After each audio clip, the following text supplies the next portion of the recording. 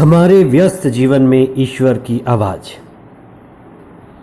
दूर की चीज़, बाहरी चीज़, दुनिया की सभी चीज़ों को पाना लगभग आसान लगता है और आसान है। सिर्फ एक चीज़ कठिन मालूम पड़ती है, वो है खुद को पाना, स्वयं को पाना, अपने ही भीतर जाकर आत्मा को पाना। हम मनुष्यों का जीवन एक बड़ी संभावना है। ईश्वर ने हमें इस दुनिया में भेजा है और हम विशेष प्रकृति में मौजूद रहकर आध्यात्मिकता की ओर बढ़कर स्वयं को पाना चाहते हैं। हमारे अंदर बीज है, आत्मा का बीज, दिव्यता का बीज। हमारे अंदर अपार संभावनाएं छिपी हुई हैं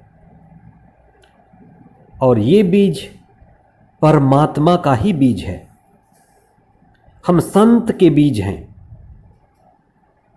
हम संत बन सकते हैं। बीज में वे सभी क्षमताएं, संभावनाएं छिपी होती हैं जो एक विशाल वृक्ष के रूप में, पत्तों के रूप में, फूल, फल, लकड़ियों के रूप में रूपांतरित होकर प्रकट हो सकती है। हमारे जीवन में कई सारी चुनौतियां हैं, लेकिन ये चुनौतियां हमारे लिए चुनाव का मौका और अवसर लेकर आती हैं। हम सही का चुनाव करें और हर चुनौती हमें चुनाव के लिए अवसर और मौका देती है। आज आप इस विषय पर चिंतन करें कि मैं अपने जीवन के शुभ अवसरों में किस तरह से आध्यात्मिकता की ओर, मुक्ति की ओर, पूर्णता की जीवन की ओर बढ़ रहा हूं। मैं किस तरह से आत्मा की ओर प्रगति कर रहा हूं। मुझ में कितना उत्साह और समर्पण है। 19वां सामान्य सप्ताह 10 अगस्त 2022 बुधवार, उपयाजक लॉरेंस का पर्व। पहला पाठ कुरिन्थियों के नाम संत पौलुस का दूसरा पत्र, अध्याय 9, पद संख्या 6 से 10 तक। संत यूहन्ना का सुसमाचार, अध्याय 12, पद संख्याएं 24 से 26 तक। आज के सुसमाचार में ईसा की सबसे महत्वपूर्ण शिक्षा निहित है। हमारा मानव जीवन गेहूं के उत्तम बीज का प्रतीक है। प्रभु कहते हैं कि जब तक गेहूं का दाना गिरकर मर नहीं जाता, अकेला ही रहता है। हमारा मानव जीवन गेहूं की तरह है, गेहूं का प्रतीक है। हम दिव्यता के बीज हैं और आध्यात्मिकता के मार्ग के द्वारा हम परम आनंद, परम सुख ईश्वर में ही मौजूद हो सकते हैं। गेहूं का बीज हमारे तरह ही चुनौतियों और चुनावों के दौर से गुजरता है। अगर गेहूं चाहे तो वह बोरे में पड़ा रह सकता है, वहां वह सुरक्षित रहेगा, बंद रहेगा, यथास्थिति में रहेगा, उसको कोई खतरा नहीं है, लेकिन वह सीमित रहेगा। वहीं गेहूं को एक अवसर है, मौका है, लेकिन वो मौका आता है चुनौती के साथ कि वह अच्छे जमीन पर गिरे, अपने को गिरा दे, समर्पित कर दे। इस दुनिया के दिव्य भूमि में हम सभी भेजे गए हैं। व्यक्ति आध्यात्मिकता के मार्ग पर चलकर जागता है, उसे समझ आती है कि मुझे यह जीवन मिला है पूर्णता में बढ़ने के लिए, पूरी तरह से ईश्वर में समर्पित होकर जीने के लिए। अपने जीवन को पूरी तरह से हम ईश्वर को सौंप दें, ईश्वर की मर्जी पूरी करें। यही गेहूं का जमीन पर गिरना है। हमारा समर्पण ही हमारा गिरना है। अपने जीवन को ईश्वर के हाथों में पूरी तरह से देना, विश्वास में जीना, ईश्वर को समर्पित होना ही गेहूं की तरह गिरना है। हमारा जीवन हमारे चुनाव पर निर्भर करता है। इसलिए आध्यात्मिकता हमें चुनाव सिखाती है। यदि हम होश पूर्ण जीवन जी रहे हैं, होश में हैं, आत्मा में हैं, चेतना में होकर जीवन जी रहे हैं, तो हम आत्म बलिदान, स्वयं का बलिदान अथवा आत्म त्याग के मार्ग को अपनाते हैं। गेहूं का जमीन पर गिरना हमारे अपने जीवन को ईश्वर के हाथों सौंपकर उसकी मर्जी पूरी करना है। गेहूं का जमीन पर गिरना प्रतीक है, लेकिन यह गिरना स्वभाव नहीं है। गेहूं को चुनना पड़ता है, जो मनुष्य का स्वभाव है। हम आध्यात्म में प्रगति के लिए अपने पूरे जीवन को दांव पर लगाते हैं। आध्यात्म अपने जीवन को दांव पर लगाना है, ईश्वर को समर्पित करना है। सत्य की खोज और अपनी ही आत्मा को पाने के लिए आध्यात्म में समर्पण सबसे जरूरी है।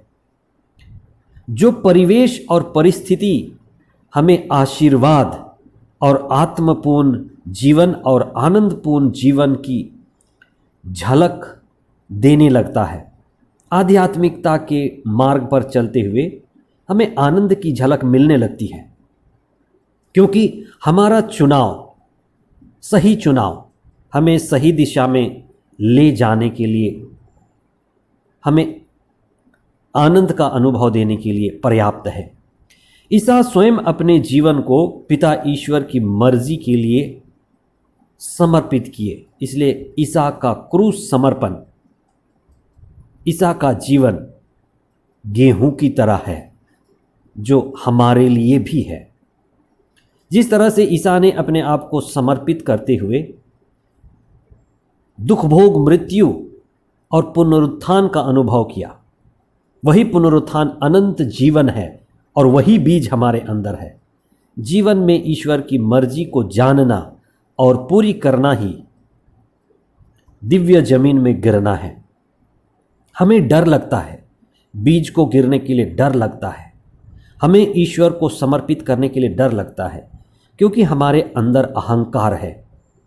आप अपने अहंकार को देखें, डर को देखें, भय को देखें, शरीर की सुरक्षा का भाव को देखें, हमारे अंदर उठने वाले मोह, माया, बंधन और कठिनाइयों को देखें कि हम अपने आप को ईश्वर के हाथों नहीं छोड़ना चाहते। असली समझ से ही हमें मुक्ति मिलती है। समझ ही हमारे दुख को दूर करती है। हम उन शहीदों, वीरों, महावीरों को प्रेरणा का स्रोत मानते हैं जो चुनौतियों और कठिनाइयों को गले लगाते हैं। चुनौतियों और कठिनाइयों में सत्य के साथ जो खड़े रहे, अड़े रहे, जुड़े रहे, अहिंसक रहे, प्रभु प्रेमी बने रहे, हम उन्हीं को तो नमन करते हैं। जीत उन्हीं की होती है जो सत्य के साथ जुड़े रहते हैं और शरीर को चढ़ा देते हैं, शरीर को हवन बना देते हैं, वैसे ही जैसे संत लॉरेंस ने किया। हम प्रथम कलीसिया को, ईसा के बाद लगभग 300 साल की कलीसिया को हमेशा याद रखते हैं, क्योंकि प्रथम कलीसिया की नींव पर ही ये कलीसिया का आधार बना था।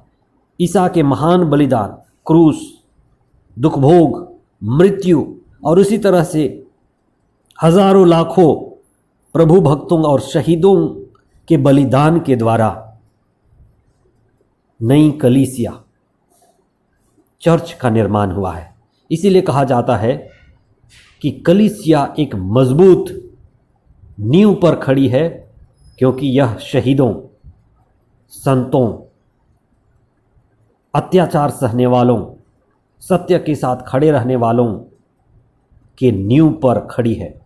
इसलिए आज हमारे लिए चुनौती है, जब हम कई कठिनाइयों का सामना करते हैं, अपने विश्वास का प्रमाण दें।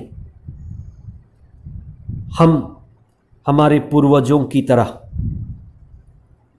दुख, तकलीफ, संकटों को झेलते हुए सत्य के साथ खड़े रहें, प्रार्थना करते हुए जीवन बिताएं, विश्वास में मजबूत रहें और प्रभु हमारे विश्वास को बढ़ाए। आइए हम प्रार्थना करें। हे सर्वशक्तिमान ईश्वर, तूने हमें ये जीवन दिया है, ये एक सुनहरा मौका है। हम सभी गेहूं के दाने हैं। हमें इच्छा शक्ति प्रदान कीजिए कि हम पूरी तरह से अपने आप को आपके हाथों में समर्पित कर सकें, विश्वास में बढ़ें, आध्यात्म में बढ़ें, सही चीज़ों का चुनाव करें, जिंदगी से, चुनौतियों से जूझना, लड़ना और उसके पार निकलना सीखें। हमें मुक्ति के लिए उत्साह, मुक्ति के लिए लालसा और आज़ादी के प्रति प्रेम प्रदान कर। पवित्र आत्मा हमारी अगुवाई करे, हमें सद्बुद्धि, विवेक और समर्पण की भावना प्रदान कर। ये प्रार्थना हम करते हैं हमारे प्रभु ख्रिस्त के द्वारा। आमीन।